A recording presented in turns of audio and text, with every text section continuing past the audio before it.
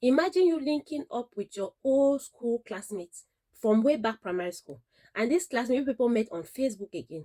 And this classmate has been insisting that you should come and visit. Come and visit.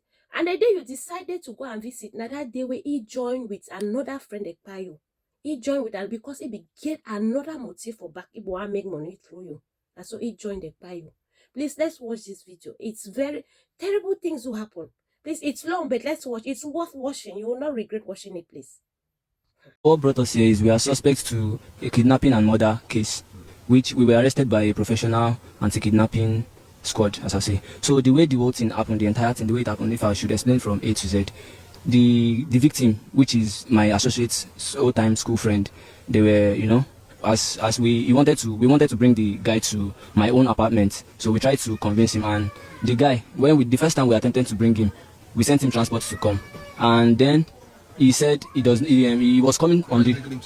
We actually wanted to kidnap him, have him kidnap and demand ransom from his parents. And then my friend, it was his idea. Why it was his idea was, if I had someone to bring, I will. But the guy the victim was his own idea because they were the one that knew each other from past. So he told me, he said the family is from the guy is from a very rich family that they can bring up to 200 million naira. Which I said, okay, if you think 200 million is sure, which I said 200 million is a bit much, but how about if you're very sure of 200 million, how about we cut it down to 150? He said, oh, okay, but that's no problem. So then we tried to bring the guy again. This time we said the guy should come and pick up a laptop to use and do work and all that because I'm a producer, and we said we should come and pick up a laptop he can be using, which was all a lie. We never had a laptop we were willing to give him. We just wanted to lure him to come. So before he came, we went out to buy a Ghana Must Go, a big Ghana Must Go, and we bought chains and padlocks. So when the guy was coming, we already had the cutlass in the house, and my associate, which is the victim's friend, his own weapon was a stick that he had nails nailed on to it. So So you all planned to kill him? Yes, we both did. But at first, the intention wasn't to kill him. But I will say everything how we led to killing him. So when the victim came to the house, my associate, being his old-time friend, welcomed him, and they talked about how they used to be together in army cantonment together. So while they were talking, myself and my associate, we were chatting on WhatsApp, talking about how we would make everything go right that day. So myself and my associate agreed that I should go inside, and our music was playing. We were playing music, loud music that day. So myself and my associate agreed that I go inside and bring out our weapons, which mine was a cutlass and his was a stick nailed that had nails on it. So when I came out, my own job that day was to say words to scare the victim and put fear in his body, to inject fear in his body. At first we were both scared and panicking too, but then when we noticed that we were successfully injecting fear to the victim's body, we became like more in control. And then I started saying words like, there's a way you behave and act that you leave this place successfully, and there's also a way you act and you never leave this place. And then when I told the victim to sit on the ground, and which he did. And then his old-time friend, being my associate, told him to sit down. Then I told my associate, which was his own job, put the chain to his leg and put the padlocks and everything. So when we had him changed to the ground, we made videos and took pictures of him, which was intended to send to his family. And then when we made the whole video, my associate called me inside the room, and he told me, he said, Tony, we have all the videos and the pictures we need now. But as I mentioned, this guy is a friend of mine from long years back, and he knows me, he knows my auntie, he knows everything about me, he knows my family, which if we let him go, he will definitely bring his people to and that will leave a trace to him, and if they have a trace to him, will also implicate myself, Anthony. So he said we should silence him, which means we should kill him, that we should not let him go. So now when we've said, oh, okay, that's thoughtful, and then he said we should go and kill him. Then we both went inside, then he turned the light off. That's my associate. Then after he turned the light off, I went to the back, I went behind the victim, and I held him from behind him. I choked him, and then I held him to around a minute, and I was feeling tired already, but he was still alive, but I was feeling tired. So I told my associate, that is the victim's friend, to hold him, to continue the choking, to hold him. So when he did, and we noticed that the guy is quiet already, which he was confirmed dead. So we had rope, which we used to tie the victim because he was too heavy, because he's not someone we can just lift and dispose. So we decided to tie him and put in the Ghana Must Go bag we bought earlier. So how were you able to put him in the Ghana Must Go bag? Yeah, we had him tied, like we folded him and tied him so that he will fit in the bag. So when we successfully put him in, it wasn't easy putting him in the bag, but we did because we were two. So we were able to put him in the bag and zip him. And then when we did that, we planned on, we thought of a few places we can go dispose him, which we said, we are not very familiar with this place. If we go there, we don't know, maybe we might meet securities or people like that. So we said we should go to a more familiar road that we already know. So when we agreed on a place that we are more familiar with, so myself and my associate, we lifted the the bag and placed it on my associate head, and then he lifted the bag and took it outside our compound. That is the entrance. We had no gate, so he took it outside. That was around, I'm not very sure of the time, but I'll say with the way the weather is outside. Who is this associate? This is the okay. So when he placed the bag on his head and brought it out, so my associate said it wouldn't be okay if we went with just this bag. How about we go with like our working tools, which is my microphone and headset and maybe just backpacks, because I do music production. So he said if we had those things carried along, so to people it will look like we're going for a regular outside job. So which we did. And then when he placed the bag containing the victim and also our studio working tools, he told me to wait there while he went to bring bikemen to come pick up the Ghana must go and the rest things. So when he went out there and he brought 2 bikes, and then we both lifted the bag containing the victim. We lifted the bag and placed the bag on the bike, making sure that it doesn't touch the bike man's back. So as we placed the bag on the bike, we left a space in between the bag and the bike man, so I could sit in between the bag and the bike man, so I can just try controlling the bag while he drove off. So when he was riding the bike off himself, that is my associate, he took his own bag, and which were containing just clothes and not really anything, and my microphone stand, and so making it look like we're going for an outside job. Then we got to the place where we wanted to dispose him. We looked around, making sure nobody was coming and that no other bikes were coming, because my place where I rented an apartment is a remote area. It's like an outskirts. So when we got there and we watched carefully, making sure nobody was coming, when there was nobody, we dragged the bag into the bush and unzipped it and poured out the victim there. So the next day, At that time, you could confirm that he was dead. And which location did you dispose him of? What time?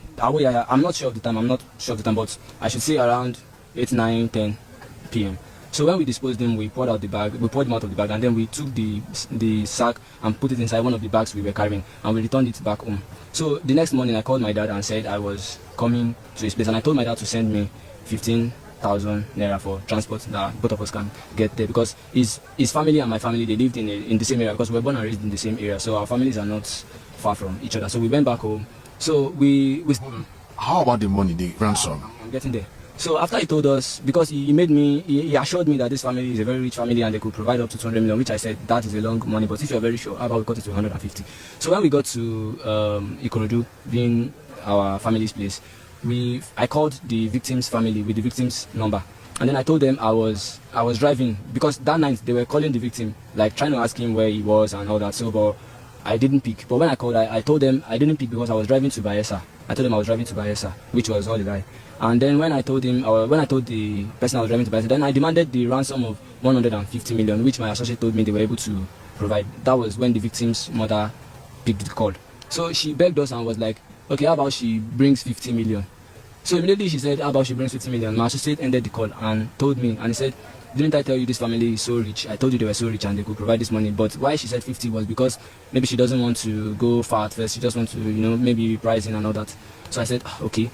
He said, let's not worry. Then I called again, but this time was the victim's sister, telling us that our mother only made mention of that 50 million out of fear, that when someone asks you for 150, that how can you possibly say you don't have it, or you want to say you have one out of the 150. So she then told me that even her mom now, the fear and the panicking has made them take her to the hospital. So the girl herself was not like, okay, how about she herself provide 5 million naira, which I told my associate, and then my associate told me, he said, no, that they are just trying to play games with us. And I said, are you sure about this? Then I started seeing I started seeing signs that this family aren't really rich as he claimed. So as they said, she said 5 million naira. I said, oh, okay. At first we kicked out. Now we don't do that. Even if she was going to do the 5 million naira, it was nothing to us. So then I called her and I generated this account that they were accounts that to receive money. They are the kind of account that when you want to use them to receive money, you have 15 minutes time frame to send money to it. If you don't, within that 15-minute time frame, the account will be shut down. So I sent them the first account and she said, oh, okay, she cannot send the 5 million and that she doesn't have it. So the account got shut down. Then she said she will bring 3. My associate said these people are just trying to play games with us. That I said, but at least with that 3, if we even had 1.5 to each other, I can still use 1.5 to open a hairdressing shop for my sister, because she's a hairdresser. She learned hairdresser, but she's working as house help from places to places. So I thought I could, with 1.5 I could open a hairdresser shop for her. So in a short, were you able to get the money, and how much were you able to get? Okay, to cut the whole thing short, after buying a lot of time from us, the victim's family buying a lot of time from us, she then agreed that okay, all she had with her, that she had spent money on her mother, which she said was in the hospital. So she then said all she had was 200,000, which I said even the 200,000 you are sending it for me to buy fuel to come all the way from Bayelsa back to Lagos. So she said okay, she will send it 200,000. And this time I was unable to get another account that that type of account that dies in 15 minutes. But this time I picked the phone and called my associate, my friend, that okay, they said they want to send 200,000, but he didn't pick because the phone didn't go through. So I thought since she wanted to send the money now, I wouldn't let that be a delay because I wanted to call him so we can go together in search of POS to receive the money. So he didn't pick, so I thought I should go alone. So when I went out alone to Itamaga bus stop to get the, is it okay that I mention names of places? Okay, so when I got to the bus stop and I got the POS, and the victim's family already told me that the 200k she's sending, she can only send to an OP account, which I said okay. And I got to the POS, I asked her, do you have OP account? She said yes. I said, can I get 100,000 naira cash from you? She said sure. Okay, I gave the victim's family the account number and they sent the first 100. So I then asked the POS lady again, how about can I still get another 100? She said yeah sure. Then I told the victim to send another 100 to that particular account, which she did. So when she sent the other 100, I got home and I picked the phone to call my friend to tell him that they've sent 200. But when I called, his phone still didn't go through. That was the night I think he got caught, or maybe all the time I was calling, maybe he was already caught. So as I was at home I was just around the corner pressing my phone, and then I saw this jeep coming to. So at first I wondered. I said, all my life here I've not seen this kind of jeep come this place. But then I felt like. So you were arrested there? Yes, then they come outside and they pretended to ask for directions from me, not knowing that they wanted to catch me. So when they caught me, they brought me to my apartment and they shot my leg. And then then a lot of people ask me, they say that I've met a few people around, maybe in the station, and then a few people that come around telling me that I don't talk remorsefully about, like I don't feel sad about it. Yes, I feel so sad about it, but the truth is, there are times when you feel like you don't deserve mercy and you don't even deserve pardon from people. What's next for you now? Because clearly you seem to be very educated. How would you get into this kind of program? Okay. What are your plans going for? Okay. 150 million, let's say that actually happens. Okay. Okay. Let's. When I got home, I told my dad. I told my dad. My dad is a very old man. I told him that because my dad he sells firewood, he breaks wood and sells, and his own mom she sells fufu. So we were like I told my dad. I said I wanted to build him a house in Delta State, and that my mom and my sister wanted her to stop working as a house help everywhere. And my elder brother too is working at. We are from a very poor family. So are you the last one? Are you the first? Yes, I'm the last one. How old are you? I'm 21. So what the first thing that brought the whole thinking was at least I'll build a house for my dad and he will stop cutting wood and sell, and we can maybe I'll have my sister our hairdressing shop. And how do you feel about all this now? Because it looks like what next for you? What will be for you? I feel so sad about it, but I believe God should forgive us. God should forgive us because we've killed. So I believe God should forgive us. I wish the money came, the 150,000. My mom is very poor, so this fufu. So I was just like I should open a business, and me also I should go to school because I stopped my school at SS2. So I was like this, I should go back to school and start living my own life. What do you guys want the government to do right now? Because this is not a very small case. Please, they should forgive us. They should forgive us. And if they can get me a work that if they can put me any work that should be there to give me to change, I'll be appreciated. I'm 23 years old. Yes. All the best. I wish you guys all the best.